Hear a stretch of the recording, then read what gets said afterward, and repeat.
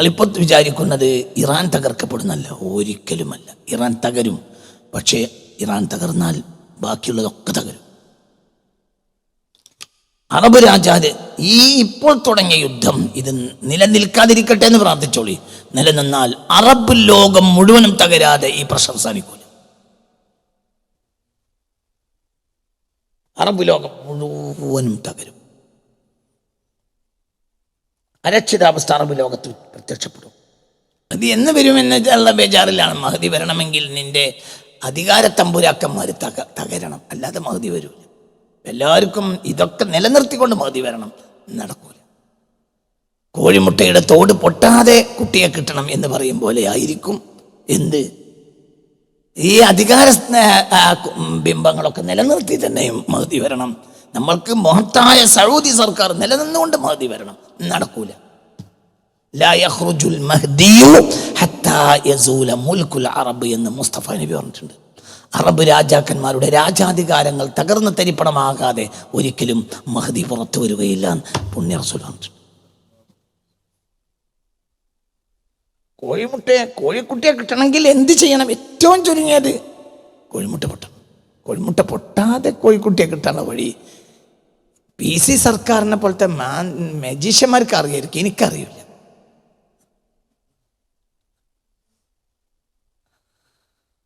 മനസ്സിലായില്ല?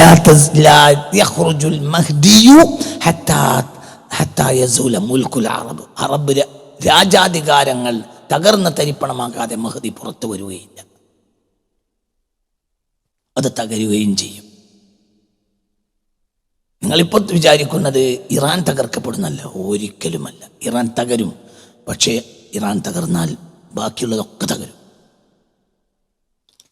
അറബ് രാജാവ് ഈ ഇപ്പോൾ തുടങ്ങിയ യുദ്ധം ഇത് നിലനിൽക്കാതിരിക്കട്ടെ എന്ന് പ്രാർത്ഥിച്ചോളി. നിലനിന്നാൽ അറബ് ലോകം മുഴുവനും തകരാതെ ഈ പ്രശ്നം അവസാനിക്കൂല.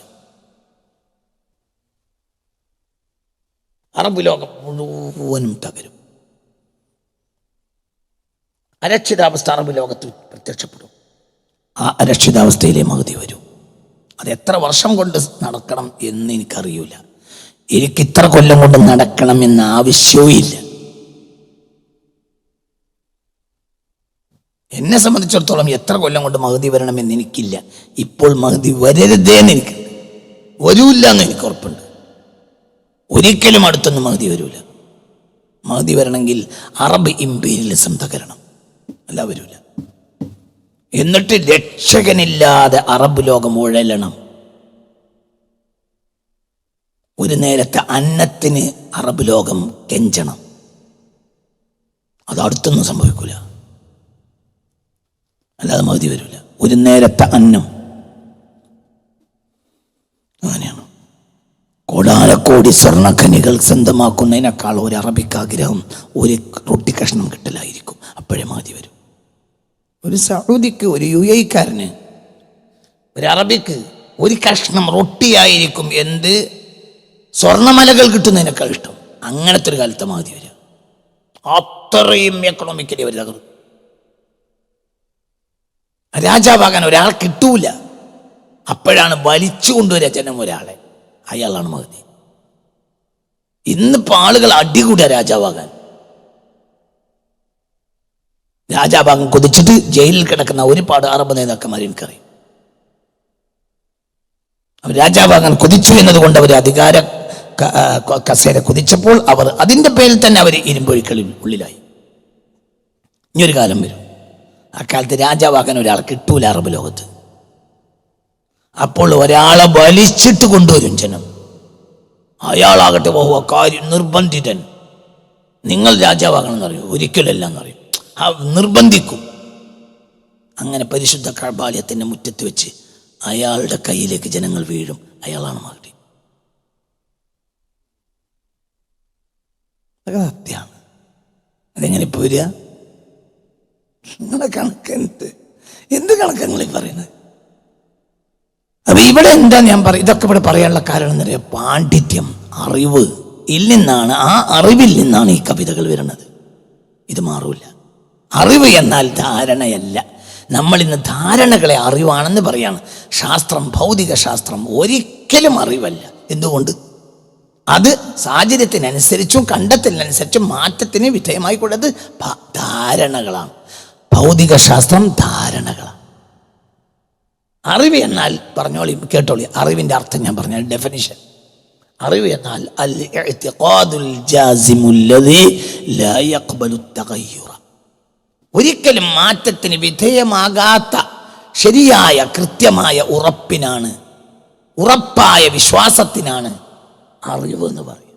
ഒന്നും ഒന്നും രണ്ടാണ്, അത് അറിവാണ്.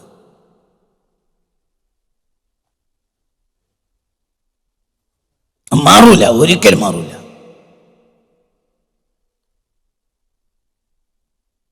അത് യഖീനാണ്, യഖീനിയാത്തിൽപ്പെട്ടതാണ്. എന്ത്? ഒന്ന് ഒന്ന് രണ്ടാണ്, രണ്ട് രണ്ട് നാലാണ്, നാല് നാല് എട്ടാണ്, എട്ട് എട്ട് 16ആണ്. ഇത് അറിവാണ്. മറ്റൊക്കെ മാറാം.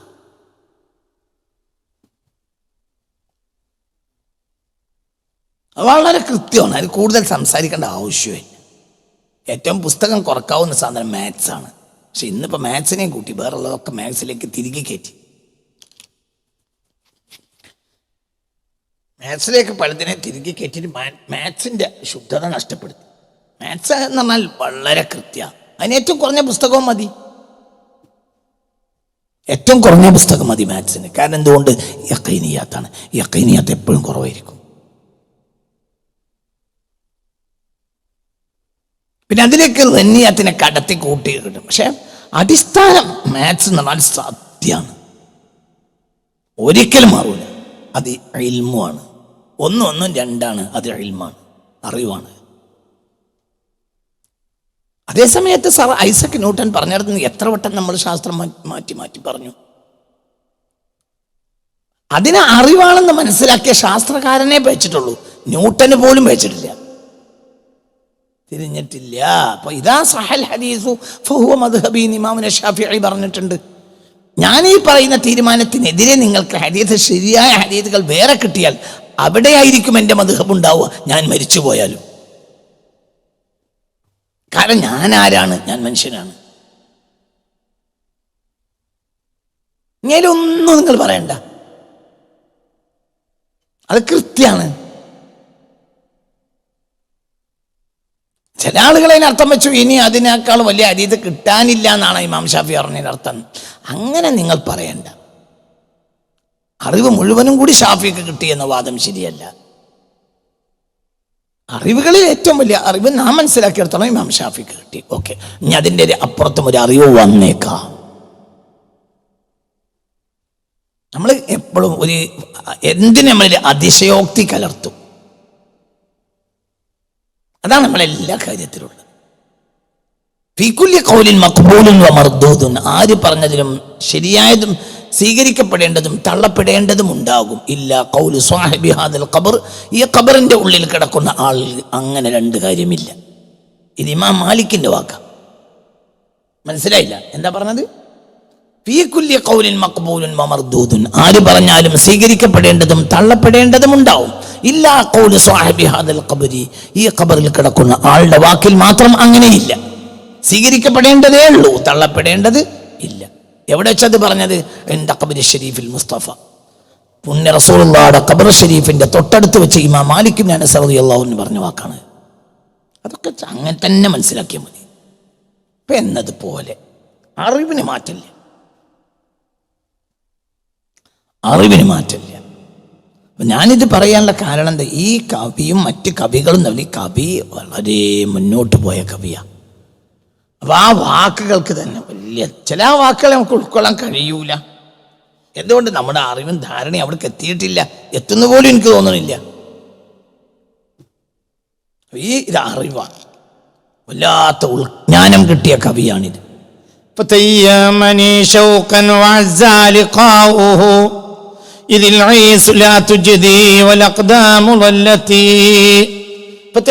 എന്നെ അടിമപ്പെടുത്തി ഈ മുഹമ്മദ് സ്വല്ലല്ലാഹു അലൈഹി വസല്ലം ഷൗഖൻ, പ്രേമത്താൽ, ആ ആളെ കണ്ടുമുട്ടുക എന്നത് വളരെ പ്രയാസമുള്ള കാര്യമാണ്. മുഹമ്മദ് ആളെ കണ്ടുമുട്ടുന്നത് വളരെ പ്രയാസമാണ്.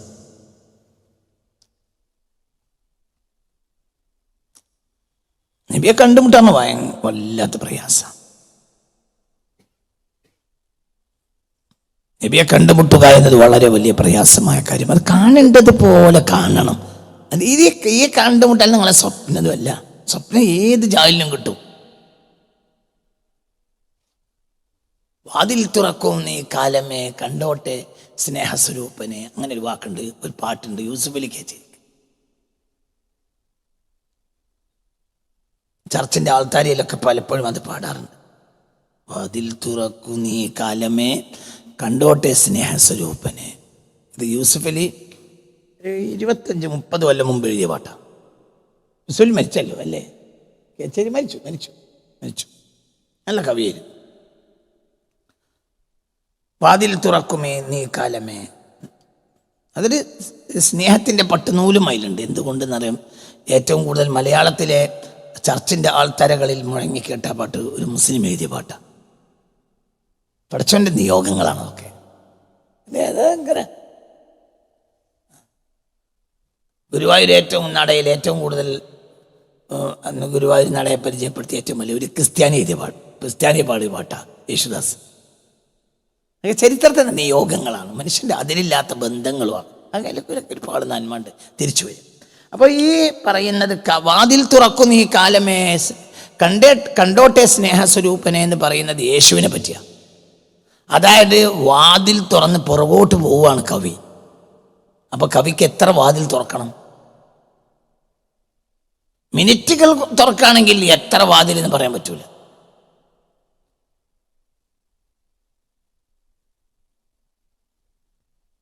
ദിവസങ്ങൾ എന്ന് പറഞ്ഞാൽ 2000 × 365. മണിക്കൂറുകൾ എന്ന് പറഞ്ഞാൽ 2000 × 365 × 24. മിനിറ്റുകൾ എന്ന് പറഞ്ഞാൽ 2000 × 365 × 24 × 60. സെക്കൻഡുകൾ എന്ന് പറഞ്ഞാലോ 2000 × 365 × 24 × 60 × 60. പുറകോട്ട് പോകണം, ഓടുകയാണ് കവി, ഓടുക. വാതിൽ തുറക്കുന്നു ഈ കാലമേ കണ്ടോട്ടെ. ആ കാഴ്ച ഒറിജിനാലിറ്റിയാ, അത് കവി കൊതിക്കുക. അതാണ് ഈ പറയുന്നത്. ഈ ആളെ കണ്ടുകിട്ടുക എന്നത് പ്രയാസമാണ്. കവിക്ക് അങ്ങനെ ഓടാൻ കഴിയും, വ്യക്തികൾക്ക് കഴിയാത്തയില്ല. വ്യക്തികൾ അങ്ങോട്ടും ഇങ്ങോട്ടും സഞ്ചരിക്കും. അങ്ങനത്തെ വ്യക്തികൾ ആയിരക്കണക്കിന് കൊല്ലങ്ങൾക്ക് അപ്പുറത്തേക്ക് പോയിട്ട് നബിയുടെ സദസ്സിൽ ഇരിക്കാനും ചിലപ്പോൾ കവിക്ക് കഴിയും. ചിലപ്പോൾ ഈ കവി മഹ്ദി ഇമാമിന്റെ മുന്നിൽ പോയിരിക്കും. മഹ്ദി ഇനി എന്നോ ആയിരിക്കും വരിക. മഹ്ദി എന്ന് വരുമെന്നുള്ള ബേജാറിലാണ്. മഹ്ദി വരണമെങ്കിൽ നിന്റെ അധികാര തമ്പുരാക്കന്മാർ തകരണം, അല്ലാതെ മഹ്ദി വരൂല. എല്ലാവർക്കും ഇതൊക്കെ നിലനിർത്തിക്കൊണ്ട് മഹ്ദി വരണം, നടക്കൂല. കോഴിമുട്ടയുടെ തോട് പൊട്ടാതെ കുട്ടിയെ കിട്ടണം എന്ന് പറയും പോലെ ആയിരിക്കും എന്ത് ഈ അധികാര ബിംബങ്ങളൊക്കെ നിലനിർത്തി തന്നെയും മഹ്ദി വരണം. നമ്മൾക്ക് മഹത്തായ സൗദി സർക്കാർ നിലനിന്നുകൊണ്ട് മഹ്ദി വരണം, നടക്കൂല. ലാ യഖ്റുജുൽ മഹ്ദിയു ഹത്താ യസൂല മുൽക്കുൽ അറബ് എന്ന് മുസ്തഫ നബി പറഞ്ഞിട്ടുണ്ട്. അറബ് രാജാക്കന്മാരുടെ രാജാധികാരങ്ങൾ തകർന്ന് തരിപ്പണമാകാതെ ഒരിക്കലും മഹ്ദി പുറത്തു വരികയില്ല പുണ്യ റസൂൽ പറഞ്ഞിട്ടുണ്ട്. കോഴിക്കുട്ടിയെ കിട്ടണമെങ്കിൽ എന്ത് ചെയ്യണം? ഏറ്റവും ചുരുങ്ങിയത് കോഴിമുട്ട പൊട്ടണം. കോഴിമുട്ട പൊട്ടാതെ കോഴിക്കുട്ടിയെ കിട്ടാനുള്ള വഴി PC സർക്കാരിനെ പോലത്തെ മജീഷ്യന്മാർക്ക് അറിയായിരിക്കും, എനിക്കറിയില്ല.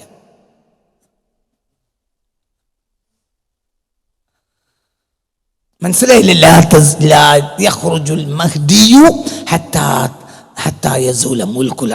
അറബ് രാജാധികാരങ്ങൾ തകർന്ന് തരിപ്പണമാകാതെ മഹ്ദി പുറത്തു വരികയില്ല. അത് തകരുകയും ചെയ്യും. നിങ്ങളിപ്പോൾ വിചാരിക്കുന്നത് ഇറാൻ തകർക്കപ്പെടുന്നല്ല, ഒരിക്കലുമല്ല. ഇറാൻ തകരും, പക്ഷേ ഇറാൻ തകർന്നാൽ ബാക്കിയുള്ളതൊക്കെ തകരും. അറബ് രാജാവ് ഈ ഇപ്പോൾ തുടങ്ങിയ യുദ്ധം ഇത് നിലനിൽക്കാതിരിക്കട്ടെ എന്ന് പ്രാർത്ഥിച്ചോളി. നിലനിന്നാൽ അറബ് ലോകം മുഴുവനും തകരാതെ ഈ പ്രശ്നം അവസാനിക്കൂല. അറബ് ലോകം മുഴുവനും തകരും. അരക്ഷിതാവസ്ഥ അറബ് ലോകത്ത് പ്രത്യക്ഷപ്പെടും. ആ അരക്ഷിതാവസ്ഥയിലെ മഹദി വരും. അത് എത്ര വർഷം കൊണ്ട് നടക്കണം എന്ന് എനിക്കറിയില്ല. എനിക്ക് ഇത്ര കൊല്ലം കൊണ്ട് നടക്കണം എന്ന ആവശ്യവും ഇല്ല. എന്നെ സംബന്ധിച്ചിടത്തോളം എത്ര കൊല്ലം കൊണ്ട് മഹദി വരണമെന്ന് എനിക്കില്ല. ഇപ്പോൾ മഹദി വരരുതേന്ന് എനിക്കുണ്ട്, വരൂല്ല എന്ന് എനിക്ക് ഉറപ്പുണ്ട്. ഒരിക്കലും അടുത്തൊന്നും മഹദി വരൂല. മഹദി വരണമെങ്കിൽ അറബ് ഇംപീരിയലിസം തകരണം, അല്ല വരൂല. എന്നിട്ട് രക്ഷകനില്ലാതെ അറബ് ലോകം ഉഴലണം. ഒരു നേരത്തെ അന്നത്തിന് അറബ് ലോകം കെഞ്ചണം. അത് അടുത്തൊന്നും സംഭവിക്കൂല, അല്ലാതെ മഹദി വരൂല. ഒരു നേരത്തെ അന്നം അങ്ങനെയാണ്. കോടാനക്കോടി സ്വർണ്ണഖനികൾ സ്വന്തമാക്കുന്നതിനേക്കാൾ ഒരു അറബിക്ക് ആഗ്രഹം ഒരു റൊട്ടി കഷ്ണം കിട്ടലായിരിക്കും. അപ്പോഴേ മഹദി വരും. ഒരു സൗദിക്ക്, ഒരു UAE-ക്കാരന്, ഒരു അറബിക്ക് ഒരു കഷ്ണം റൊട്ടിയായിരിക്കും എന്ത് സ്വർണ്ണമലകൾ കിട്ടുന്നതിനേക്കാൾ ഇഷ്ടം. അങ്ങനത്തെ ഒരു കാലത്ത് മഹദി വരിക. അത്രയും എക്കണോമിക്കലി അവർ തകർന്നു. രാജാവാകാൻ ഒരാൾ കിട്ടൂല. അപ്പോഴാണ് വലിച്ചു കൊണ്ടുവരിക ജനം ഒരാളെ, അയാളാണ് മഹദി. ഇന്നിപ്പോൾ ആളുകൾ അടികൂടുക രാജാവാകാൻ. രാജാവാകാൻ കൊതിച്ചിട്ട് ജയിലിൽ കിടക്കുന്ന ഒരുപാട് അറബ് നേതാക്കന്മാർ എനിക്കറിയും. അവർ രാജാവാകാൻ കൊതിച്ചു എന്നതുകൊണ്ട് അവർ അധികാര കസേര കുതിച്ചപ്പോൾ അവർ അതിൻ്റെ പേരിൽ തന്നെ അവർ ഇരുമ്പൊഴിക്കളിൽ ഉള്ളിലായി. ഇനിയൊരു കാലം വരും, അക്കാലത്ത് രാജാവാകാൻ ഒരാളെ കിട്ടൂല അറബ് ലോകത്ത്. അപ്പോൾ ഒരാളെ വലിച്ചിട്ട് കൊണ്ടുവരും ജനം. അയാളാകട്ടെ കാര്യം നിർബന്ധിതൻ, നിങ്ങൾ രാജാവാകണമെന്ന് പറയും. ഒരിക്കലല്ല എന്നറിയും, നിർബന്ധിക്കും. അങ്ങനെ പരിശുദ്ധ കഅബാലയത്തിൻ്റെ മുറ്റത്ത് വെച്ച് അയാളുടെ കയ്യിലേക്ക് ജനങ്ങൾ വീഴും. അയാളാണ് മഹദി. അതൊക്കെ സത്യമാണ്. അതെങ്ങനെ ഇപ്പോൾ വരിക? നിങ്ങളുടെ കണക്ക് എന്ത് കണക്കങ്ങളീ പറയുന്നത്? അപ്പൊ ഈ മഹദിയുടെ മുന്നിൽ കവിക്ക് ഇരിക്കാൻ കഴിയും. കാലത്തിനപ്പുറത്തേക്ക് ചാടും കവി. ചിലപ്പോൾ കാലത്തിന്റെ പുറകോട്ടും ചാടും. മദീന പള്ളിയിലെ കവി മദീന പള്ളിയുടെ മസ്ജിദ് ഖുബാന്റെ നിർമ്മാണത്തിൽ കവി പങ്കെടുക്കും. ബദർ യുദ്ധത്തിലും കവി പങ്കെടുക്കും. കവികൾക്ക് ഇനി കഴിയും. മനസ്സിലാവുണ്ട് പറ. അത് അവര് കാലത്തൊന്ന് പുറകോട്ട് ചാടും, മുന്നോട്ട് ചാടും. ഇത്തരം ആളുകൾക്ക് നമ്മളൊരു സ്പേസ് കൊടുക്കണം. ഇത്തരം ആളുകൾ ഭ്രാന്തന്മാരാണെന്ന് നമ്മൾ വിചാരിക്കും. അല്ല, അവരാണ് യഥാർത്ഥ ബുദ്ധിമാന്മാർ. നമ്മളുടെ ഒരു സാഹചര്യത്തിൽ ഡൈമെൻഷനിൽ നിന്ന് നമുക്ക് അവർക്ക് ഭ്രാന്താൻ തോന്നുകയാണ്. അല്ല, അവരൊക്കെ നിറഞ്ഞതാണ്, എല്ലാം നിറഞ്ഞതാണ് ഒരു സമൂഹം. ചിന്തിക്കണം. അപ്പൊ ഇവിടെ എന്താ കവി പറയുന്നത്? കവി പറയുന്നത് എന്നെ അടിമപ്പെടുത്തി ഈ പുണ്യ റസൂല്, ഈ നബി ഷൗഖൻ പ്രേമത്താൽ ഈ ആളെ കണ്ടുമുട്ടൽ വളരെ പ്രയാസമാണ്. വളരെ പ്രയാസമാണ്. ഈ തോട്ടിൻ്റെ അറമ്പിലും മറ്റുമൊക്കെ നമ്മൾ മൂർക്കം പാമ്പിൻ്റെ തോല് കിടക്കണം. പക്ഷെ അങ്ങനത്തെ സംഗതി എന്ന് പറഞ്ഞാൽ പാമ്പിനത് പ്രയാസകരമായ സംഗതിയാണ്. അതൊരു ഒരു ഘട്ടത്തിലേ അത് അതിനങ്ങനെ തൊലി മാറിപ്പോകാൻ കഴിയൂല. ഇപ്പൊ ജിന്നിന് എന്തിനും കഴിയും. യതശക്കലു ബി അഷ്കാലി മുഖ്തലിഫ, വൈവിധ്യമാർന്ന പല രൂപങ്ങളും സ്വീകരിക്കാൻ കഴിയും. പക്ഷെ ഒരു സെക്കൻഡിൽ കഴിയില്ല. വിവിധങ്ങളായ രൂപങ്ങൾ സ്വീകരിക്കാൻ, ആ രൂപങ്ങൾ സ്വീകരിക്കാൻ അവരുടെ ഒരു ഘട്ടമാണ്. ആ ഘട്ടത്തിന് അവർക്ക് ഭയങ്കര പ്രയാസം ഉണ്ടാവും.